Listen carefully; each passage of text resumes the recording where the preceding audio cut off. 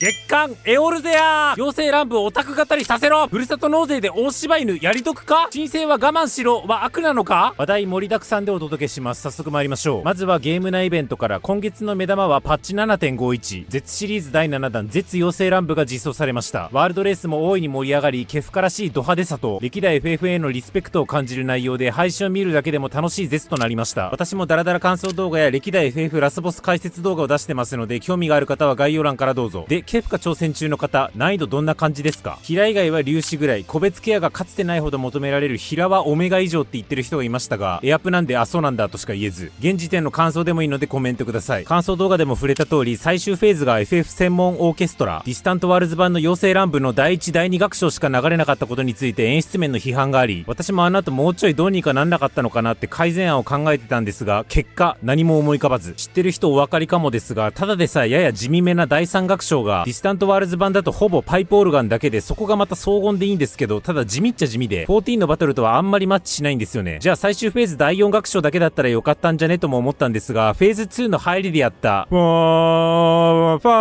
ーっていう予兆からやり直すのもなんか重複感あるなって思い、結局あれが落としどころかっていう判断に行き着きます。バトル設計って難しいですね。ディスタントワールズファンとしてオタク知識を一つ、妖精乱舞が収録されてる製品はディスタントワールズ2とリターニングホームの2種類があって、リターニングホームには一つの中に通常版とコンサート音源版が入ってます。おすすめはリターニングホームのコンサート音源版。絶妖精乱舞のティザームービーで使われたやつもおそらくこれなんですが、第4楽章のクオリティが全然違う。トランペットのパーパパパパパパパパパーのとこが私は大好きです。この頃まだ FF14 は新生どころか根性版時代だったんで、14の楽曲としてはリムサロミンサー、ザナラーの黄昏、アンサーズ、原始の審判しかないんですが、歴代 FF のいい曲がいい音色で聴けます。 Amazon で4698円、ぜひ買って聴いてください。妖精乱舞以上。コスモエクスプローラーでは新たな星、惑星アウクセシアが探索可能に。なんといっても今回の目玉はコスモツールの見た目ですね。最終段階の見た目は七色に輝き、かなり存在感があります。これ見てギャザクラやったことないけど欲しいと思った方も多いんじゃないでしょうか。ただし現実はそんな甘くなく、大量の収集品制作、大量のマクロポチポチ、大量の素材集めとなかなかの修行です。報酬も豪華で人気のマウントやミニオンも多いんですが、これ作る時間で他のことするわっていう人も多いのか、負けボで購入する人も結構見かけますね。私はほぼやってないんで詳しいことは語れないんですが、ギャザクラ好きな人の忍耐力はすげえと感じます。そしてお得意様取引にはチーソジャが追加。トライオラ2大タコス屋の一角、タコスのチーちゃんの看板店主ですね。2号店を出店するためのお話となってます。6月にはゴールドソーサーフェスティバルも開催。ゴールドソーサーに追加される PVP ゲームでしたっけ。続編来ないけどいつ来るんだろう。それとファッションアクセサリーセニョールウソウソパックが実装されました。これが大人気。インゲームアイテムではスフェイの私服をイメージしたネオシチズンコスチュームセット1320円。ショート丈のフーディーにデニムのショートパンツという普段使いしやすいデザインです。スフェイのイメージが強いんですが、染色すると結構印象変わって魔法使いっぽくなったりストリート系になったり、意外と汎用性が高いと好評です。あと期間限定セールも7月17日まで開催中。暁メンバーのコスチュームや蒼天騎士団の装備なども安くなってますので、気になる方はこの機会にぜひ。ここからはゲーム外の話題です。4月から開催されていた光の戦士の奇跡展が大阪でも開催されていました。私の感想は前回の通りで、これまでの旅路を思い返せる展示会でした。エオカフェではエコーズ・オブ・バナディールのコラボも決定。シャドウロードをモチーフにしたランチョンマットも登場します。8月5日までエオカフェ大阪限定でグランドメニュー復刻イベントが7月末まで開催中。そして2027年3月13日14日に韓国ファンフェスも開催予定。近いので日本からでも参加できそう。日本ファンフェス落ちたらこっちもワンチャンか。現地に行けなくても配信があります。グッズ関連ではファンフェス2026のオフィシャルグッズ第2弾が予約開始。ステンドグラス風キーホルダーやネックストラップ、アルカディア風 T シャツなどが登場。あとファイナルファンタジートレーディングカードゲームの新スターターセット、蒼天のイッシュガルドが10月9日発売予定。初心者でも使いやすいように設計されたデッキで、新規のカードが12種類収録されており、うち5種類は新たに書き下ろされたカードです。オルシュファン人気からも争奪戦になりそうです。ちなみに突然ですが、私は FFTCG の反転アンチです。FFTCG って FF とコラボもしたマジック・ザ・ギャザリングの有名なプロとして知られる安岡プロがゲーム開発に携わったのもあって、対戦型ゲームとしては超面白いんですね。私も FFTCG が一番最初に発売された時、がっつり金払ってカード揃えてライトニングさんのアグロデッキで店舗大会に出るぐらい遊んでたんですけど、ある日開発元から FFTCG リニューアルします。今までのカードは全部使えなくなりますってアナウンスされて、激切れして引退しました。あの時の恨みは忘れていない。ただマジック・ザ・ギャザリングだと古いカードでも別のルールで半永久的に使える環境が整ってるんですが、むしろそこまで丁寧なのが珍しいのかな。遊戯王とかポケカとかヴァンガードとか他のカードゲームやったことないんでわかんないんですよね。私の恨みを鎮められる情報をお持ちの方いらっしゃればぜひ教えてください。次、ネンドロイドのヤシトラが予約開始。7000 7500円。公式ショップで購入すると特製台座がついてきます。さらにネンドロイド化が続々決定していて、グラハティア、エスティニアン、新規でオルシュファン、ヨツユ、エメトセルク、着々と人気キャラが登場します。そしてクルルのドルフィードリームも発売。お値段88000円。バンバン新キャラが出るってことは、ネンドロイドもドルフィードリームも売れてるんだろうな。黄金のレガシー公式画集第2弾も予約開始。ミニオンスイートキャットがもらえます。e ストアだけの購入特典としてオリジナル A2 ポスターもついてきます。このスフェーンのイラストはいいですね。6月下旬からはプライズのグネグネフィギュアいただきキャットが全国の台頭に登場。そして驚いたのがこちら。なんと渋谷区のふるさと納税返礼品に14のオプションアイテムが追加されました。ふるさと納税知らん方にご紹介すると、まず堅苦しい言い方をすると、好きな自治体に納税をすることでお肉やお米などの返礼品をもらえる上、自己負担2000円を除いた金額について一定の上限まで住民税や所得税の控除を受けられる制度なんですが、それを乱暴に言うと、働いてる人なら2000円で超お得品もらえる国営バグ制度です。デメリットゼロの意味不明なシステムで、個人的にこういう知らない人がただただ損するだけの申請主義的なシステム嫌いなんですが、この月刊エオルゼア6月号で一番言いたいのは、ふるさと納税やったことない人、今すぐやれです。ググって手続きしてください。で、よくある返礼品はお肉やお米なんですが、渋谷区で14のインゲームアイテムが納税の返礼品として選べるようになったということ。対象となるのは幻想薬5個セットや大柴犬、カレッジコスチュームなど人気どころが揃っています。ふるさと納税の専用サイトで14と検索し、ネットショッピングの要領で購入を行うと返礼品のアイテムコードがメールで届き、それをモグステーションで入力すればインゲームアイテムを受け取れます。私いつも返礼品は米にしてるんですけど、でも米ってなんか忘れた頃に急に配達されるから、すでに注文してた分と予期せぬ被り方をしてペース狂うっていうか、でもかといって前カニ返礼品にしたら細くて水っぽいカニが送られてきて、なんやねんこれって切れながらホジホジして食った嫌な思い出があり、でも渋谷の返礼品にもともとあったスカイツリーのビューレストランのお食事券、あれはそこそこ良かった覚えがあります。ふるさと納税のおすすめの返礼品ある人いたら教えてください。公式放送関連では5月28日に第51回ハイデリン探検隊、6月19日に第45回コミュニティ放送がありました。放送でモルボルさんが私の動画について言及くださいました。急に話題飛ぶんですけど、この前ある広告代理店の人と一緒に仕事をしていた時に、ある PR 案件の RFP をチラ見せしてもらったことがあって、そこに小規模 YouTube チャンネルのチャンネル登録者の定義が書いてあったんですよ。皆さん何人以下は小規模って書いてあったと思いますか？正解は10万人以下が小規模です。くさーという一件があったんで、ヒゲではなくそう表現するんですが、14公式が日本国内の弱小活動者の名前を挙げるのって結構リスキーだと思ってるんですが、そこを踏み越えてくださり感謝しています。あそこで動画投稿者だけではなくて、野良で出回っていたストラテジーボードについても触れられていたのは、グローバルコミュニティプロデューサーのバランス感覚って思いながら見てました。14ってまあまあの頻度で生配信やってますけど、その割に全然炎上しないの地味に超すごいっすよね。で、他のゲームの情報発信見ていて最近思います。続いて先月今月私が出した動画の紹介、2026年版スタートアップガイド全22ジョブ紹介、バトル生活コンテンツ紹介、初心者の無邪気な質問にマジレスシリーズ、今から14戻る価値があるのか、14の魅力を新規向けに紹介するなどの新規復帰者向けの紹介動画、絶妖精乱舞感想動画、歴代 FF ラスボス動画、ポイコス最強ヒーラーコルトン先生が平たちの悩みにガチ回答する講座動画、直近1年では一番かな。久々に14を押しまくりました。いずれも概要欄にリンク貼ってますのでご活用ください。やっぱファンフェスの基調講演みたくコンテンツサイドがテンション上がるような発信をしてくれる。で、それを見て私もテンション上がって動画を作る。で、その動画がしっかりと回る。で、回ってゲームの注目度が上がって活況になる。このサイクルに貢献できるのがやっぱ一番楽しいなって思いながら作ってました。スタートアップ動画で初めて知ったトピック、イフリート討伐戦と新イフリート討滅戦。走るスピードはスプリント大なりジョグイコールプロトン。クラフターゲザラーはジョブではなくクラス。特にスプリントとプロトンのスピードが違うの地味にめちゃくちゃ衝撃でした。スタートアップ動画はこれまでの私のノウハウを結集していて、具体的には何を言わないか、何を言うか、言うものについては事実のみ触れるか、それとも主観まで混ぜるか、一言レベルで真剣に吟味しました。例えば昔の14の動画についたコメントで、IL5 の頭装備が売ってるショップが見つからなくて、そこで14やめちゃったってコメントした人がいたんですよね。で、当時はなんかピンポイントだな、なんで IL5？ なんで頭装備で、それで引退で、その引退理由がピンとこなかったんですけど、スタートアップ動画用にサブキャラ作ってやっと分かったんですが、最序盤に IL5 の左半分の装備揃えてこいってクエストがあるんですよね。で、順当に進めてると頭装備以外は IL5 になってるので、実質 IL5 の頭装備を調達してくるっていうクエストになっている。あの時のコメントってここのこと言ってたんだって合点がつきました。で、1件そのコメントがつくっていうことは、その裏で10件は同じような思い、境遇の人がいると私は日々思いながらチャンネル運営しているので、じゃあここはちょっとネタバレになっちゃってでも、かつ動画の尺が伸びることに目つぶってでも、IL5 の頭装備は同じレベル帯のクラスクエストの報酬選択で選べることに言及した方がいいかっていう感じで、ここは丁寧に言及した。こんな感じです。最近はもうメンバーシップの方以外は反応できてませんが、皆さんからのコメントはこういう感じでありがたく私の動画制作作に活かさせていただいてます。で、この鹿を混ぜるって話に関連するんですが、このスタートアップ動画や、あと昔公開した今更14始める価値あるのかっていう動画に寄せられた批判の一つに、申請は我慢しろとか言うなっていう批判がちょいちょいあります。その批判の意図は想像ですが、新規が申請好きになるかもしれんのだから、お前がプレイ前に余計な先入観を与えんな。あるいは、自分が申請好きなのにディスられるの腹立つ。あるいはその両方だと推察します。そう思う人に私は一言言いたい。